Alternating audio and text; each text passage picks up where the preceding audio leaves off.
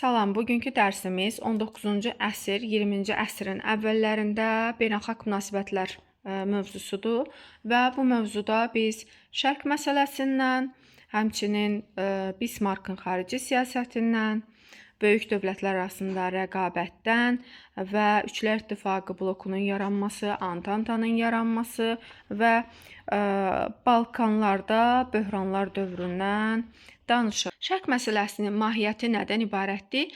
Hələ 18-ci əsrin ikinci yarısında bu 2-ci Yekaterinanın hakimiyyət dövrünə düşür Rusiyada. Bu Şərq məsələsi Yunan layihəsi ortaya atılmışdı, hazırlanmışdı və burada məqsəd Osmanlı dövlətinin ərazilərini işğal etmək və bölüşdürməkdən ibarət idi.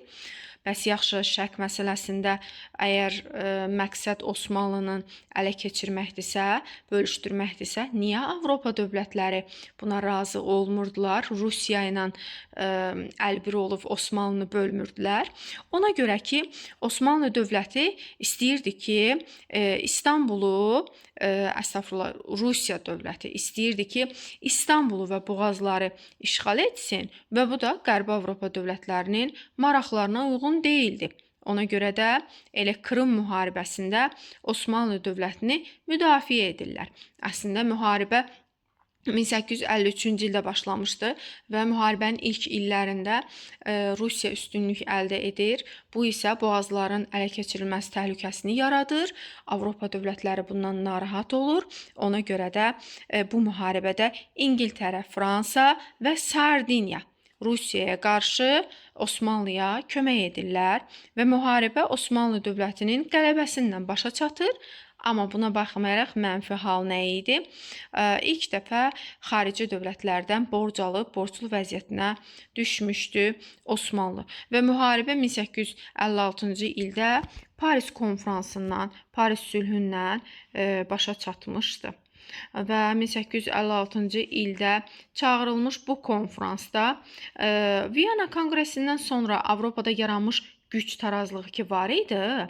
Bax, o güc tarazlığını Krım müharibəsində Rusiya pozmuşdu və Paris konfransında həmin o güc tarazlığını yenidən bərpa etdilər Avropa dövlətləri. Belə ki, ərazi ilə bağlı nələr baş verdi? Tərəflər işğal etdikləri torpaqları geri qaytardılar. Yeri gəlmişkən bunu xüsusi vurğulayım. Bax, bu hissə ki var, bu 1814-cü ildə ABŞ və İngiltərə arasında imzalanmış Gent müqaviləsinin şərtindən oxşarlıq təşkil edir. Orada da yenə tərəflər əvvəlki sərhədlərinə qayıdırdılar. Və Osmanlının ərazi bütövlüyü və Balkan yarımadası Avropa dövlətlərinin ortaq təminatı altına alınırdı. Avropa dövlətləri Osmanlının daxili işlərinə qarışmayacaqdı. Bunu da yenə qeyd edirik. Və həmçinin dəniz və boğazlarla bağlı hansı maddələr əlavə edilmişdi bu müqavilədə, Paris konfransında daha doğrusu nələr qəbul edildi? Belə ki, Qara dəniz ticarət gəmiləri üçün açıq, hərbi gəmilər üçün qapalı elan edilirdi və Rusiya Qara dənizdə hərbi donanma saxlaya bilməzdi. Bosfor və Dardanel boğazları sülh dövründə xarici hərbi gəmilərə bağlı olmalı idi. Yaxşı, bəs burada bu Rusiya Qara dənizdə hərbi donanma saxlamaq hüququnu nə vaxt əldə etmişdi ki, indi o hüququnu itirdi. Yadınızdadsa 1774-cü il Kiçik Qaynarca sülhündən donanma saxlamaq hüququ əldə etmişdi. Bundan əlavə də 1791-ci ilin Yassu sülhünə görə də elə Qara dənizdə qəti olaraq möhkəmlənmişdi Rusiya. Və San Stefano konfransından Berlinə gedən yol deyək buna. 1877-1878-ci illərdə Rusiya ilə Osmanlı arasında müharibə baş verir və Balkanlarda və Qafqazda gedən hərbi əməliyyatlar Osmanlı ordusu məğlub olur və 1878-ci ildə Rusiya ilə San Stefano sülh müqaviləsi imzalanmalı olur. Və San Stefano müqaviləsindən sonra da Rusiyanın xeyrinə bağlanırdı bu müqavilə və yaxın şərqdə güc tarazlığını pozan müqavilə hesab olunur San Stefano müqaviləsi. Nəticə olaraq da Avropanı artıq Avropa ölkələri bu işə qarışmalı olur. Nəticədə də İngiltərə, Almaniya, Avstriya, Macarıstan Rusiyanın Balkanlarda və Şərqi Avropada güclənməsindən narahat olub Berlin konqresini çağırırlar elə həmin ildə. Berlin konqresində məqsəd də San Stefanonun şərtlərinə yenidən baxmaq və Rusiyanın həmin o Balkanlarda, Şərqi Anadoluda güclənməsinin qarşısını almaqdan ibarət idi. Yəni bunu Berlin konqresini çağırmaqda məqsəd. Nəticə nə olur bəs Berlin konqresində? Berlin konqresində Osmanlının ərazilərində yeni bir müstəqil dövlətlər yaranır. Belə ki, Serbiya, Çernogoriya və Rumıniyanın tam müstəqilliyi tanınır. Bolqarıstan Osmanlı dövlətindən asılı knyazlığa çevrilir. Qars, Ərdəhan və Batum vilayətləri Rusiyaya verilir. Lakin San Stefanodan fərqli olaraq irəliləməsi dayandırılır deyir Rusiyanın. Bunu da qeyd edirik. Və Osmanlıya qaytarılan ərazilər isə Makedoniya, Şərqi Rumeli və Şərqi Anadolunun bəzi əraziləri yenidən Osmanlı dövlətinə qaytarılır. Bəs Avropa dövlətləri bir canfəşanlıq edirdi. Onlara nə düşdü bu konfransda? Avstriya Macaristana Bosniya və Herseqovinanın idarə olunması müvəqqəti olaraq ona həvalə edilir. Yəni bu Osmanlı ərazisi idi əslində. İngiltərə isə Kipr adasını İngiltərəyə icarəyə verirlər. Bax bu konqresin qərarına görə. Nəticədə də qərarlar Rusiyanın Almaniya və Avstriya Macaristanla ziddiyyətlərinin artmasına səbəb olur. Və Avstriya Macaristan ifadəsinə burada diqqət çəkək. Avstriya Macaristan yadınızdadsa 1867-ci ildən Avstriya artıq Avstriya Macaristan adlanmağa başlamışdı. Bu da Almaniya mövzusuna aid bir qeyddir. Və 1856-cı il, 1878-ci il Paris və Berlin konqreslərini müqayisə edirik. Belə ki, Osmanlının statusu Paris konfransında ərazi bütövlüyü Avropa dövlətləri tərəfindən təminat altına alınır və Berlin konqresində isə əraziləri kəskin şəkildə bölüşdürülür. Məsələn, bura Kiprın İngiltərəyə icarəyə verilməsi, Bosniya Herseqovinanın idarəsinin Avstriya Macaristana verilməsini də görə bilərik. Və Balkanlarda da yeni dövlətlər, müstəqil dövlətlər yaranmışdı. Bu da yenə Osmanlı ərazisinin bölüşdürülməsi demək idi. Və Balkanların taleyi necə oldu? Paris konfransında Osmanlının tərkibində təminat altındaydılar. Amma Berlin konqresində isə Serbiya, Rumıniya, Çernogoriya müstəqil olur. Bolqarıstan isə asılı vəziyyətə düşür. Rusiya isə Paris konfransında məğlub tərəf idi. Donanma saxlamaq hüququndan məhrum edilir. Qaradənizdə donanma saxlaya bilməzdi. Amma Berlin konqresində isə yeni ərazilər ələ keçirmişdi. Qars, Ərdəhan, Batumu ələ keçirmişdi. Amma diplomatik olaraq da məhdudlaşdırılırdı onun fəaliyyəti. Otto von Bismarck kim idi və Otto von Bismarckın xarici siyasəti tarazlığı necə dəyişdi? Bununla bağlı danışırıq. Otto von Bismarck Prusiyanın kansleri olmuşdu, yəni baş nazir. Sonradan isə Birləşmiş Almaniyanın, yəni Vahid Almaniya İmperiyasının baş naziri vəzifəsində çalışmışdı 1890-a qədər. Və Otto von Bismarck kansler vəzifəsinə 1862-ci ildə təyin edilmişdi və onun məqsədi nə idi? Almaniyanı birləşdirmək. Bəs yaxşı, Almaniyanı birləşdirmək necə təsir göstərə bilərdi beynəlxalq münasibətlərə? Güc tarazlığını dəyişərdi. Ona görə də qonşu dövlətlər Avstriya olsun, Fransa olsun, Almaniyanın birləşməyini, güclənməyini istəmirdi. Ona görə də çalışırdılar, mane olsunlar onun birləşməyinə. Amma Prusiya isə Almaniyanın birləşdirilməsi yolunda dəmir və qanla birləşməsi yolunda müəyyən addımlar atdılar. Belə ki, 1864-cü ildə ilk addım kimi Danimarkanı məğlub edib Holstein və Şlezvik ərazilərinin idarəsini ələ keçirir. Bundan sonra 1866-cı ildə Sadova döyüşündə Avstriyanı məğlub edir və son maneə isə olur Fransa. Fransa 1870-71-ci illərdə Fransa-Prusiya müharibəsində məğlub olur və Almaniyanın birləşməsi bununla da başa çatdırılır. Və Almaniyanın birləşdirməsinin nəticəsində hələ Viyana konqresindən sonra Avropada yaranmış güc tarazlığı dəyişir. Və Viyana konqresi də 1814-1815-ci illərdə çağırılmışdı. Bunu da bilirik. Və bundan sonra Otto von Bismarck Avropada güc tarazlığını çalışırdı ki, saxlasın. Belə ki, çalışırdı Fransanı təcrid eləsin, təcrid olunmuş vəziyyətdə saxlasın və onu Avropanın digər monarxiyaları ilə əlaqələrini kəsmək üçün cəhd göstərirdi. Fransadakı respublika rejimini dəstəkləyirdi və İngiltərənin böyük iqtisadi gücünə və geniş müstəmləkələr, dünyanın ən güclü dəniz donanması olmasını nəzərə alaraq çalışırdı ki, tarazlığı pozmasın ki, Fransa və yaxud da Avstriya həddindən artıq zəifləyərdisə, bu İngiltərənin də xeyrinə ola bilərdi. Ona görə də Otto von Bismarck çalışırdı ki, güc tarazlığını qoruyub saxlasın. Və böyük dövlətlərlə rəqabət, imperializm siyasəti nədən ibarətdir? Müstəmləkələr uğrunda rəqabət aparırdılar. Müstəmləkələr uğrunda rəqabəti biz görürük 19-cu yüzilliyin ikinci yarısında İngiltərə münaqişələrdə iştirak etməmək üçün ittifaqlara daxil olmama, yəni təcridçilik siyasəti yürüdürdü və dövlətlər arasında güc tarazlığını qorumağa çalışırdı. Bəs məqsədi nədir burada?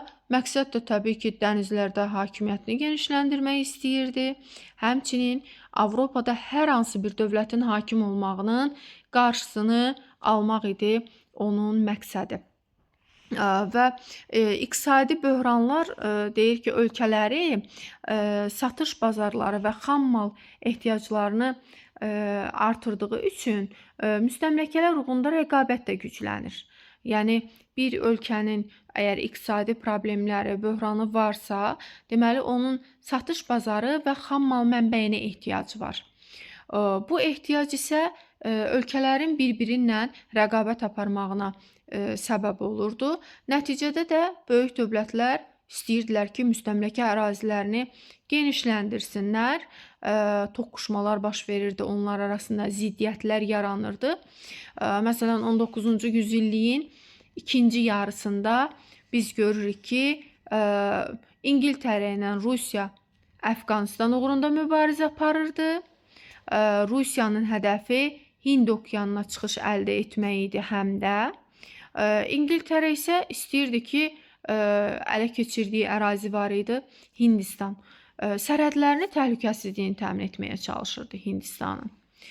Bundan əlavə həm də çalışırdı ki, dənizdə hegemonluğunu qorusun. Buna da məqsədi var idi. Və Fransa ilə İngiltərə isə rəqabət aparırdı.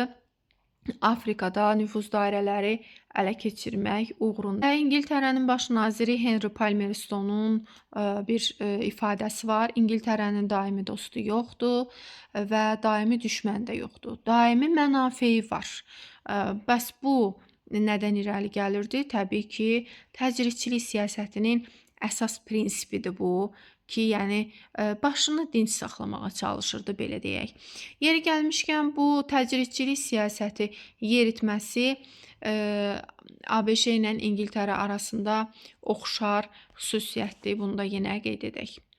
Və Üçlər İttifaqının qurulması, Bismarck çalışırdı ki, tarazlığı qorusun. Bunun üçün də müxtəlif ittifaqlar yaratmağa nail olur. Belə ki, 1879-cu ildə Avstriya-Macarıstanla müqavilə bağlanır.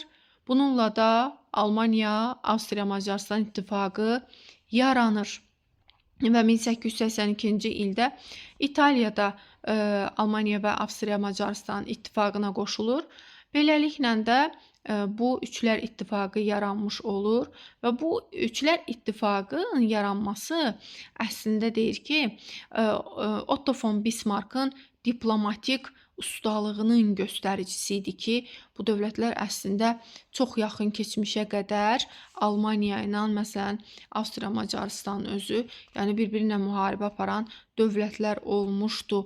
Amma görün, Otto von Bismarckın diplomatik ustalığına baxın ki, siz bir-birindən dünənə qədər müharibə edən dövlətləri bir ittifaqda birləşdirə bilmişdi. Və bu güclü hərbi blok isə Bismarckın həm Fransanı təcrid etmək, həm də qitədə hegemonluq qurmaq istiqamətindəki diplomatik ustalığının nəticəsi olmuşdu.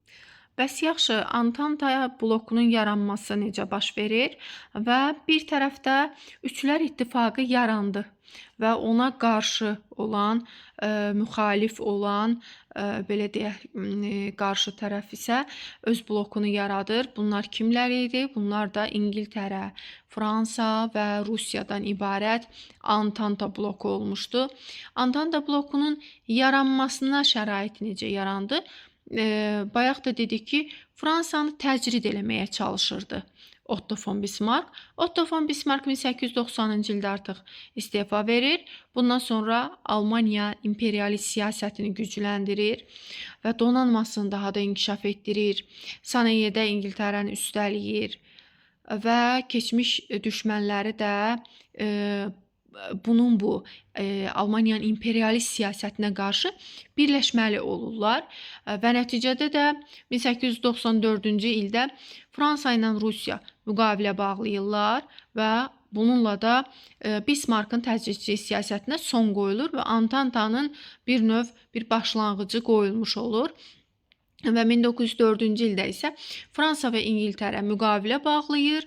Bu müqavilə adlanır Səmimi Saziş və yaxud da Antanta. Bunların əslində İngiltərə və Fransa əzəl düşmənlər idi.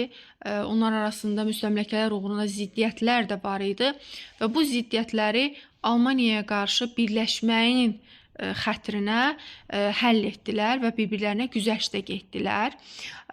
Belə ki, Almaniya 1907-ci ildə bu ittifaqa, Almaniyaya qarşı olan bu ittifaqa Rusiya da qoşulur.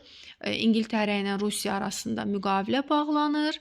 Vasitəçilik eləyən də Fransa olmuşdu və bununla da Antanta ittifaqının yaranması başa çatır. Və Avropa faktik olaraq iki bloka bölünür. Bir-birinə rəqib, bir-birinə düşmən olan bloka və müharibə qaçınılmaz olur. Deməli, Antantanın yaranmasının səbəbi nə oldu? Almaniyanın güclənməsi, həmçinin Almaniyanın özünə müttəfiqlər tapması idi. Və bundan əlavə biz Antanta ittifaqına 1915-ci ildə, yəni Birinci Dünya müharibəsinin gedişatında London sazişi imzalanır və İtaliyanın da qoşulduğunu görürük ki, İtaliya xəyanət eləyir öz müttəfiqlərinə, üçlər ittifaqını tərk eləyir və Antantanın ona verdiyi vədlərə aldanıb keçir Antantanın tərəfinə. Və Avropada iki cəbhəni görürük ki, üçlər ittifaqı bir tərəfdə, digər tərəfdə isə Antanta. Üçlər ittifaqının tərkibi Almaniya, Avstriya, Macarıstan və İtaliya olmuşdu və Antantanın tərkibi isə İngiltərə və Fransa, Rusiyadan ibarət idi. Və məqsəd də nə idi? Yeni müstəmləkələri ələ keçirmək, qitədə hegemonluq etmək. Və Antantanın da məqsədi Almaniyanın genişlənməsinin qarşısını almaq və mövcud müstəmləkə sistemini qoruyub saxlamağa çalışırdı. Nəticə nə olur? Nəticədə də klassik güc tarazlığı sistemi artıq iflasa uğrayır və hərbi blokların yaranması ilə diplomatiya öz əhəmiyyətini itirir və dövlətlər birbaşa müharibəyə hazırlaşmağa başlayırlar bununla. Və Balkanlarda vəziyyət necə idi? Balkanlar deyir elə bil barıt çəlləyinə bənzəyirdi. Elə Birinci Dünya müharibəsi ərəfəsində Balkanlarda vəziyyət gərgin idi. Belə ki, Balkanlarda yaranacaq hər hansı bir böhran birbaşa arxadakı hərbi blokları toqquşdurma potensialına malik bir vəziyyət yaradırdı. 1904-1905-ci illərdə Rusiya diqqətini dəyişir. Belə ki, Yaponiya ilə müharibədə məğlub olmuşdu. Bundan sonra Rusiya diqqətini tamamilə Balkanlara yönəldir və Balkanlarda xüsusilə də Serbiyanı himayə etməyə başlayır. Bu dövrdə Slavyanları müdafiə edirdi. Və 1908-ci ildə isə Avstriya-Macaristan Osmanlının zəifləməyindən, başının qarışmağından istifadə eləyir. 1908-ci ildə Bosniya və Herseqovinanı özünə ilhaq eləyir. Və Rusiya buna səssiz qalmağa məcbur olur. Çünki inqilabdan yeni çıxmışdı, zəifləmişdi, kifayət qədər güclü deyildi. Yeri gəlmişkən bu Bosniya-Herseqovinanın idarəsinin müvəqqəti olaraq Avstriya-Macaristana verilməsini biz bayaq qeyd etdik. Berlin Konqresinin qərarına əsasən olmuşdu. 1878-ci il Berlin Konqresinin qərarına əsasən olmuşdu. Və 1912-13-cü illərdə isə Balkan müharibələri baş verir. Əslində iki Balkan müharibəsi olmuşdu. Birinci Balkan müharibəsində Balkan İttifaqı ölkələri Osmanlıya qarşı vuruşurlar və Osmanlı məğlub olur, ərazilər itirir. İkinci Balkan müharibəsində isə Osmanlı özü birbaşa, yəni müharibə başlayanda müharibədə deyildi. Həmin o müttəfiqlər, Balkan İttifaqının üzvü olan ölkələr bir-birinə qarşı vuruşurdu.